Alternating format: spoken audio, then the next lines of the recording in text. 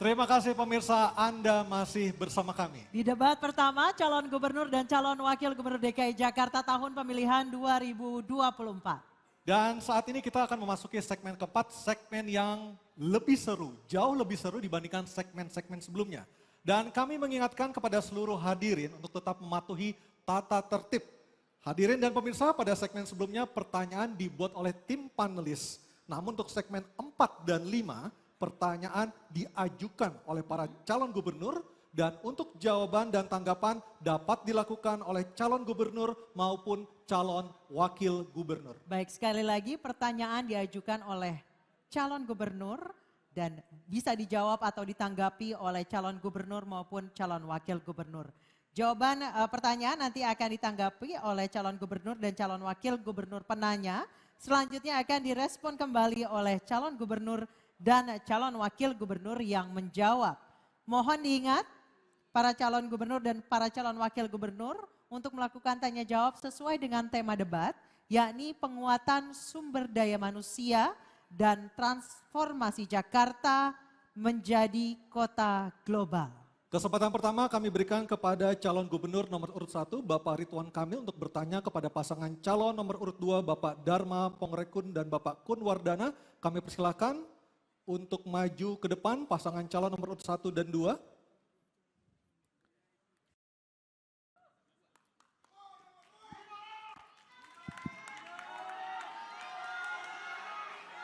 Calon gubernur nomor urut 1 bertanya ke pasangan calon nomor urut 2.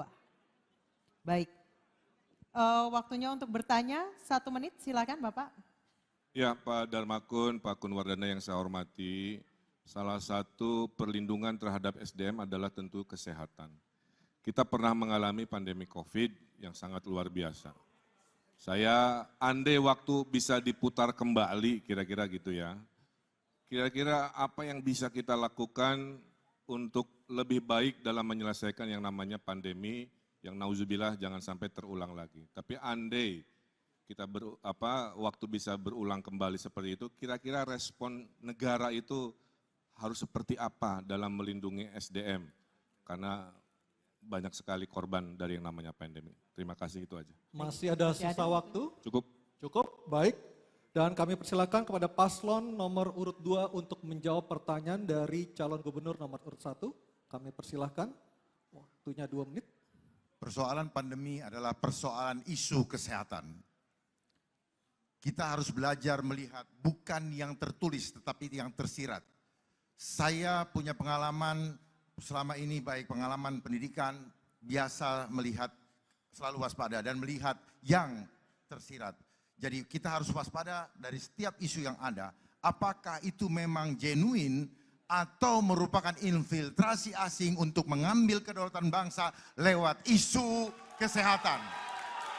Dan juga mengancam keselamatan masyarakat. Saya paham betul tentang pandemi ini. Pandemi ini adalah agenda terselubung dari asing untuk mengambil alih kedaulatan negara. Sehingga terlihat sekali begitu rapuhnya bangsa ini sampai harus mengikuti, istilahnya saja ikut. Kenapa bukan Taufik? Kenapa ngikutin COVID? Bahkan banyak dari antara kita yang tidak paham bahwa PCR yang dipakai selama ini boleh diuji, itu bukan untuk mengetes virus. Jadi itu hanya untuk mengecek asidosis. Dan kenapa harus dicolok-colok? Kenapa tidak ambil dari ludah? Kalau memang mau ngetes virus. Oleh sebab itu, seorang pemimpin masyarakat, terutama otonomi daerah DKI, harus memperjuangkan segala sesuatu untuk melindungi warganya. Jangan sampai gara-gara pandemi ekonomi hancur, dibiasakan online, UMKM hancur, dan kemudian rakyat ditakut-takuti. Bagaimana akan menuju ke kota global yang sejati kalau hati rakyatnya disakitin, pikirannya dirusak, dan badannya diracunin. Semua itu hanyalah omong kosong belaka. Mari sama-sama kita sukseskan program Jakartaku Aman karena indah adabnya. Waktu habis, terima kasih. Mohon tenang hadirin. Kami persilakan calon gubernur dan atau calon wakil gubernur nomor urut 1 untuk menanggapi Bapak Ridwan Kamil atau Bapak Suswono. Kami persilakan waktunya 1 menit. Ya, itulah pentingnya koordinasi antara pemerintah pusat dengan pemerintah provinsi atau kota kabupaten. Terjadi perbedaan pendapat itu biasa, ya. Kita perdebatkan di ruang-ruang yang sifatnya politik, ruang-ruang yang sifatnya bisa menginfokan bahwa ada perspektif lain mungkin dalam menyelesaikan sebuah permasalahan sekelas seepik yang namanya pandemi. Tapi ujung-ujungnya pemimpin kalau sudah mengambil keputusan di level pusat, maka yang namanya gubernur harus taat. Maka yang namanya bupati wali kota harus taat karena dalam pengelolaan krisis memang harus satu komando. Terjadi perbedaan dalam prosesnya, tapi ketika sudah diputuskan oleh pemimpin level presiden, tentulah serempak di bawah harus mengamankan dan menjalankan dan menyelesaikan permasalahan secara kolaborasi. Terima kasih. Baik, terima kasih. Kami silakan pasangan calon nomor urut 2 untuk merespon tanggapan dari pasangan calon nomor urut 1. Waktu Anda 1 Mohon menit. Oke, tenang dulu. Waktu Anda 1 menit, silakan Baik. Bapak. Solus populi suprema lex esto. Keselamatan rakyat adalah hukum tertinggi. Kan begitu Ibu Zuro. Oleh sebab itu, jangan adigium itu digunakan dengan cara yang terbalik. Seolah-olah ingin menyelamatkan keselamatan rakyat sebagai hukum tertinggi. Tetapi udang di balik batunya adalah sebaliknya ingin menghancurkan rakyat. Sehingga rakyat semua menjadi tidak bisa hidup dan bahkan akan menjadi budak. Saat ini kita ada dalam program ketiga yaitu control population, di mana mereka ingin mengontrol kegiatan aktivitasnya dan ingin mengontrol jumlahnya. Jadi perjalanan menuju ke 2045 akan menjadi masa kecemasan bukan masa keemasan.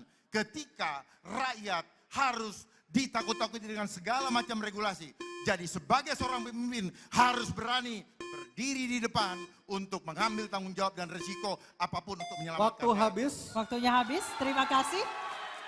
Kami persilakan pasangan calon nomor urut 2 untuk kembali ke tempat. Pasangan calon nomor urut 1 harap di tempat tetap berada di sini. Bapak, silakan kembali ke tempat pasangan calon nomor urut 2. Baik, selanjutnya calon gubernur nomor urut 1 Bapak Ridwan Kamil akan berhadapan dengan pasangan calon nomor urut 3 Bapak Pramono Anung dan Bapak Rano Karno atau Sidul. Oke?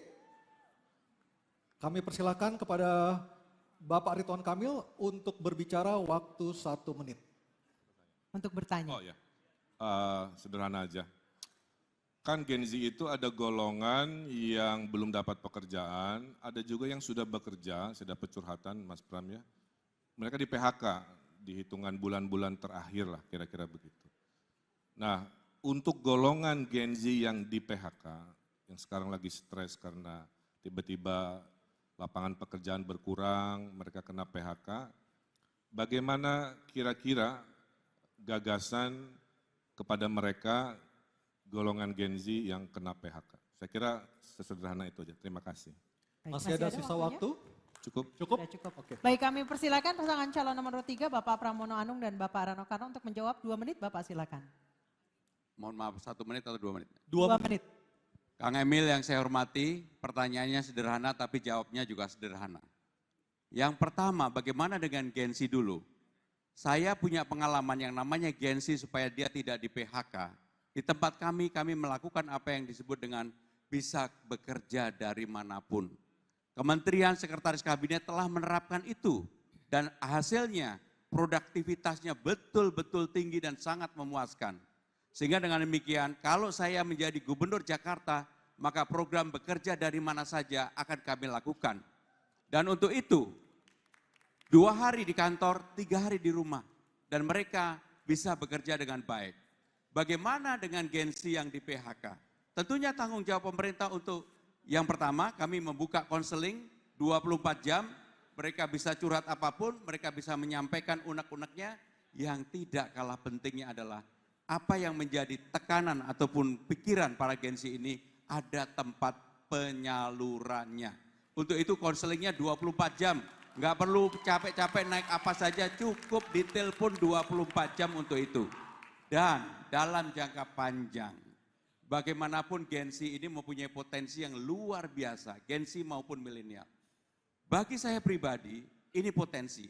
Ekonomi kreatif harus ditimbulkan dan mereka mau bekerja berdasarkan itu. Karena para Gen Z ini, saya ini diajarin karena maju gubernur ini oleh anak-anak saya, oleh teman-temannya yang dulu tidak pernah terbayangkan. Termasuk persoalan ekonomi kreatif yang begitu saya diajak jalan-jalan ke Car Free Day, ada yang namanya tukang foto. Dan mereka ternyata besar sekali komunitasnya. Dan mereka mendapatkan penghasilan dari situ. Itulah yang harus dilakukan oleh para Gen Z dan saya akan mendukung untuk itu. Terima kasih. Terima kasih. Selanjutnya kami berikan kesempatan untuk pasangan calon nomor urut 1 Bapak Ridwan Kamil dan Bapak Suswono menanggapi jawaban dari pasangan calon nomor urut 3 waktu 1 menit. Silakan Pak. Ya, jawabannya luar biasa. Kalau dari pasangan Ridho kami menambahi secara teknis, kalau mereka kena PHK, pasangan Ridho akan bikin program memberikan dana kekuatan sosial selama 3 bulan. Sebelum mereka bisa melamar kerja lagi. Nanti angkanya kita hitung sesuai kebutuhan APBD. Ya. Itulah negara hadir kepada adik-adik Gen Z di rumah jika Anda kena PHK. Kedua, setuju work from anywhere. Bedanya insya Allah pasangan Ridho akan memperbanyak coworking yang sewanya gratis buat Gen Z di Jakarta. Termasuk minum kopinya, karena Gen Z ini konsumsi kopinya besar sekali dan mahal. Nanti kita kasih gratis kopinya. Yang berikutnya adalah mari fokus ke kekuatan ekonomi baru yaitu ekonomi digital, ekonomi kreatif yang akan berbeda dengan ekonomi orang tuanya yang sifatnya 9 to 5. Ya, bisa di mana saja, kapan saja. Itu dari Oke, pasangan Ridho. waktunya sudah habis. Selanjutnya kami persilakan Bapak Pramono Anung dan Bapak Rano Karno atau Sidul menanggapi pernyataan Bapak Ridwan Kamil dan Bapak Suswono. Waktu Anda 1 menit. Secara prinsip bagi Gen Z mereka harus dilatih untuk berkreasi. Maka kami lebih menawarkan cara-cara untuk mereka berkembang dengan apa yang dimiliki oleh mereka. Karena saya meyakini para Gen Z ini tidak perlu semata-mata diberi gratis kopi. Tetapi juga yang lebih penting adalah bagaimana talenta-talenta mereka disupport oleh negara. Dan negara hadir untuk itu. Saya tidak membayangkan dari hal-hal kecil, ekonomi kreatif di tingkat Gen Z ini luar biasa. Bahkan saya membayangkan kalau para Gen Z ini dilebatkan untuk panggung-panggung di Karang Taruna. Mereka jadi I.O. masing-masing di kelurahannya. Itu akan menjadi sesuatu income atau pendapatan baru bagi para Gen Z dimanapun para Gen Z itu berada. Terima kasih. Matur nuwun. Waktunya masih ada? Matur nuwun, matur nuwun. Oke, baik. Terima kasih. Kami persilakan pasangan calon nomor urut 3 untuk kembali ke tempat. Nomor urut 1 tetap di sini. Dan kali ini giliran pasangan calon nomor urut 2 dan 1 saling bertanya dan menanggapi kepada pasangan calon nomor urut 2. Oke, sudah di depan. Dan kami persilakan kepada Bapak Dharma Pongrekun bertanya kepada pasangan calon nomor urut 1, Bapak Ridwan Kamil dan Bapak Suswono. Waktu Bapak 1 menit dimulai saat Anda berbicara. Terima kasih. Kang Emil, izin bertanya bagaimana program penyerahan uang untuk RW, boleh dijelaskan bagaimana eksekusinya Pak? Agar supaya jangan sampai program yang instan ini justru habisnya di depan dan tidak berbuah atau tidak beranak justru untuk membuat masyarakat lebih sejahtera khususnya dalam bidang ekonomi mereka. Jadi maksud kami adalah apakah tidak lebih baik digunakan untuk membiayai suatu tim yang membina adab mereka sehingga masyarakat di kelurahan, di RT maupun RW bisa mempunyai industri di rumah masing-masing dan akhirnya RT dan RW bisa mendapatkan jauh lebih besar dan bermanfaat. Terima kasih. Baik. Silakan pasangan calon nomor urut 1 untuk menjawab, waktunya 2 menit. Tadi sudah saya sampaikan, tidak mungkin seluruh penjuru Jakarta bisa diselesaikan dari balai kota. Itulah kenapa kami percaya teori desentralisasi. Ujung dari ASN, Pak Dharma, adalah kelurahan. Jadi dana RW itu tidak dipegang cashnya oleh Pak RW, dipegangnya oleh kelurahan. Mereka mengakses dengan proposal. Bayangkan Pak Darmakun, ada 2.700 rapat RW. Ada perdebatan dikali 2.700. Ini duit buat apa? Oh ini masih kumuh, silahkan bereskan kekumuhan. Oh ini untuk kebersihan karena masih kotor, silahkan untuk urusan kebersihan. Oh kurang modal si ibu tetangga, silahkan pakai. Oh karang tarunanya banyak main di aspal, tidak banyak aktivitas. Gunakan dana RW ini untuk kegiatan karang tarunanya. Genzinya tadi seperti Mas Pram sampaikan untuk IO, silahkan pakai. Karena kita ada program juga namanya Car Free Night, sebulan sekali di kecamatan. Beda dengan Car Free Day, itu siang hari, kalau Car Free Night itu malam Senin. Ibu-ibu pameran UMKM, di tengahnya ada panggung, di situ para anak-anak muda rapat menjadi panitia. Apa yang terjadi? Kebudayaan Betawi dilestarikan di panggung itu, anak-anak rajin rapat daripada rajin tawuran. Betul? Nah.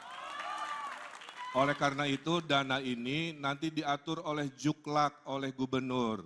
Mana yang boleh, mana yang tidak boleh. Tidak boleh dananya dipakai ke puncak untuk rapat RW-RW misalkan. Nanti diatur. Karena ini uang rakyat, harus maslahat, harus efisien, maka ini yang disebut dengan demokrasi terpimpin. Diberikan demokratisasinya, tapi dipimpin, dipandu oleh gubernurnya di ujung ASN yang namanya kelurahan. Insya Allah dalam 5 tahun Jakarta berubah total karena rakyat dipercaya, karena rakyat Jakarta adalah orang yang pintar-pintar. Makasih. Baik, terima kasih. Kami persilakan Bapak Dharma Pongrekun dan Bapak Kun Wardana menanggapi jawaban pasangan calon nomor 1, waktunya 1 menit.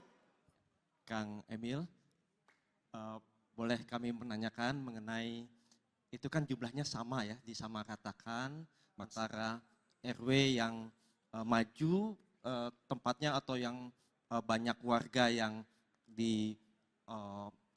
jadi semuanya tuh sama ya.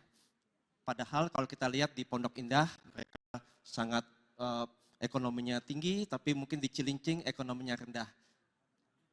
Kesetaraan bukan artinya sama rata. Nah ini bagaimana Kang Emil bisa menjelaskan proporsional dari pemberian dana 200 juta ke setiap RW tersebut. Terima kasih. Masih ada sisa waktu, Pak Kun Wardana, cukup? Oke. Ya, saya yang jawab ya, saya tambahkan Pak Kun ya, bahwa, sudah mulai? Silakan Pak Susono, waktu Baik. 1 menit. Ya. Jadi tentu saja setiap RW kan berbeda-beda kebutuhannya. Jadi tidak berarti sama rata semuanya 200 juta ya. Tapi ini sebetulnya dana stimulan untuk menyelesaikan persoalan di RW tersebut.